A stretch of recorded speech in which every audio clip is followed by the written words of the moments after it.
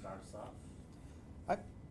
Sergeant Gordon L. Cairns, CAI-RNS, Dayton Police Department Traffic Services Unit Supervisor.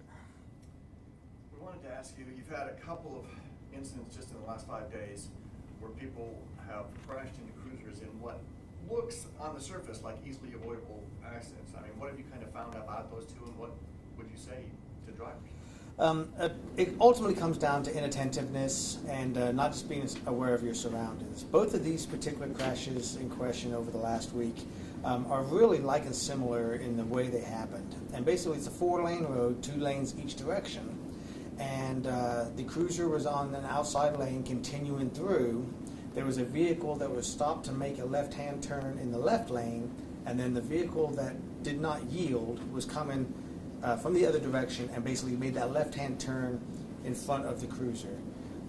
So ultimately this is a situation where both of these particular vehicles probably did not see the cruiser, but still did not wait until the intersection was cleared and they were able to verify that there was no other cars coming. And this could have just as easily been any other vehicle on the road, family, or anything like that. It just happened in both of these situations to be cruisers. And basically, in the end, it's just failure to yield both times? Yeah, failed to yield both times. Now, the first accident from last week, the driver was also suspended, so shouldn't have been driving in the first place, and was cited for that suspension. But ultimately, that failed to yield is what caused both of these accidents. So just this year, there's also been, besides these two, a couple other cruiser-involved crashes. I mean, in your time here, is this rare to have so many cruiser-involved crashes just this year? It's seeming like all of a sudden it's happening more often, but it does seem to be a lot. There does seem to be a lot of accidents happening quite regularly just in the last few months, and I don't know if there's any certain factors involved. I just think it's kind of the timing and the matter of the police being out there, the inattentive drivers, people not paying attention, and then ultimately it kind of becomes more noticeable because there's the cruisers involved, and so it kind of garners some additional attention than maybe just a regular crash between normal cars on the street.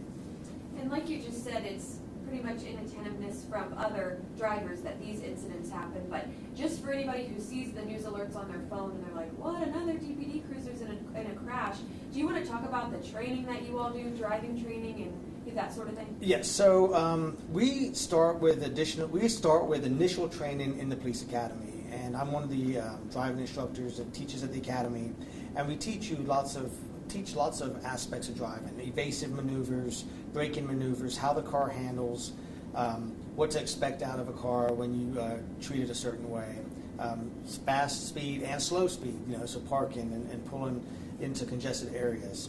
And then this year we're actually right now in the middle of our recertification process where all the officers have to come in and they spend a full day, and we take them back out to the driving course and we just basically run them through those drills again to remind them, that the vehicles have changed maybe over the years, or if they're not used to this particular way a car handles, just to kind of remind them about that.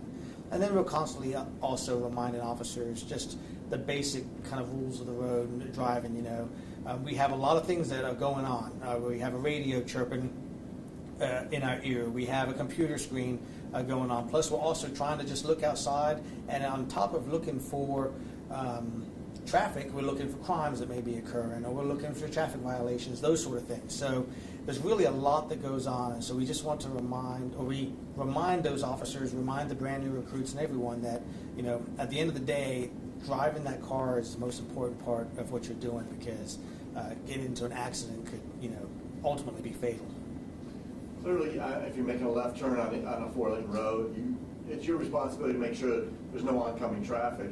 Yep. Did you find additionally that either of those drivers had additional distractions by any chance? I mean, looking at cell phones or anything like that? That's still under investigation for both crashes, but there's nothing to lead us right now to believe that there was cell phone use or any other distractors in either of the situations. The one last week, was interesting because that car actually flipped on its side, and we're glad that she was wearing her safety belt because it actually held her in her seat in place, and then she was able to unbuckle her seatbelt when her car came to a stop and then get out. And it was very minimal injuries for that citizen. She actually didn't even go to the hospital at that point. So we were extremely lucky in that particular accident too. There was actually a pedestrian on the sidewalk that was just happened to be walking down the sidewalk. And as the accident happened, I mean, how the pedestrian was not struck and severely injured, I don't know. I think he just kind of got out of the way just in time, but it's definitely a scary situation. It could have been a lot worse. And then if I can just double check one thing, because you said that in both cases the officers were on the inside lane, meaning as if they were headed east or west, they were in the right-hand lane? Yeah, that is correct. So 4 lanes, 2 going east, 2 going west. With, in both situations, the officer in the far right lane actually both going west, and then the other vehicle eastbound but making a northbound or a left-hand turn. In both situations, again, there was another vehicle going the same direction as the officer that was stopped to also make a left-hand turn. So you have the officer driving a stopped vehicle.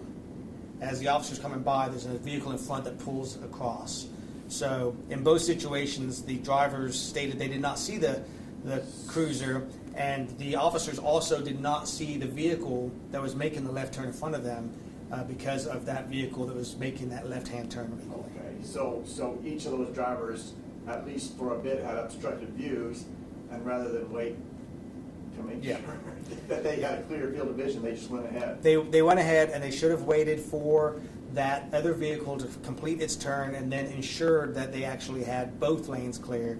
We can only guess that they saw the vehicle making the turn and they thought there was no other vehicles. All right. Well, I guess that if you're willing to, there's been a lot of motorcycle crashes just over the last 2 or 3 weeks. And obviously everybody's out on their bikes because the weather's been great. Yeah. If you want to just talk about drivers needing, another thing they need to pay closer attention because it's not the typical vehicle size and type. Yeah, so motorcycle accidents, again, this time of year, we really see an increase in those motorcycle accidents. And it is a lot to do with the inattention, and the drivers are not used to looking for a motorcycle. They're looking for a car, they're looking for a bigger vehicle. And so, they might glance down the road and see the motorcycle, but there's that whole perception reaction that I've talked about in the past where they don't quite perceive that it's a motorcycle coming at them, so their reaction time is different. By the time they realize it's the motorcycle or a motorcycle, same with a pedestrian or a bicyclist or anyone, normally the gap has closed in distance and it's actually too late for them to make any sort of necessary adjustments, and that's how those accidents happen a lot of times.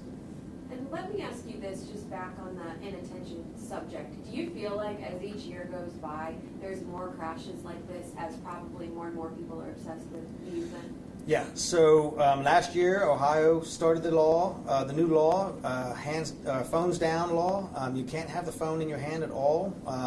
And we're hoping that we will start seeing a reduction in those crashes. And we have seen a reduction in the crash numbers overall over this last year. But I definitely feel that as society moves along with especially our smartphones and all of the things the smartphone does for you, it is also causing all that inattentiveness because, maybe you receive a text message, maybe it's a phone call. We've watched people actually watching Netflix or whatever their streaming platform is while they're driving. And we saw those things before. We used to see people driving down the street with a book opened up on their steering wheel. Well, now instead of the book opened up on their steering wheel, they have their tablet, they have their cell phone, whatever it is, and they're watching TV shows. So there are a lot of distractions from that. But there's other things that distract drivers also. Dogs in your lap, eating, and you run in to get some fast food, and you're on your way to work or wherever you're going, and you're trying to eat and drink. Maybe you spill your drink, and all of a sudden you're trying to clean up your mess, and you're not paying attention to the road now. So those are all distractors too that can cause and do cause accidents. You look down for just a moment, and the accidents occur. Just yesterday, we had 2 different semi-accidents on the highway. The first one was further down into Moraine, and it caused a chain reaction, And then all the way up by Monument Street, another semi, distracted, not necessarily paying attention, misses and hits a trailer parked in, or stopped in the highway in front of him. And that's due to that distraction, whatever that was for him. We're not quite certain on that one either. So. Do you want to briefly mention that in both crashes, the officers got out of the car and immediately were checking on Yep. that person? Yeah, so on both those crashes, the officer, one, it's non-life-threatening injuries. We're hoping to get both of them back to work, quick and hopefully without any sort of long-lasting effects on these crashes. But both of them, immediately did their job and then got out and attempted to render aid to those that were also involved in the crash. So that's kind of what we're trained to do and what we'd be expecting. So just we're glad that they were able to do that. Perfect.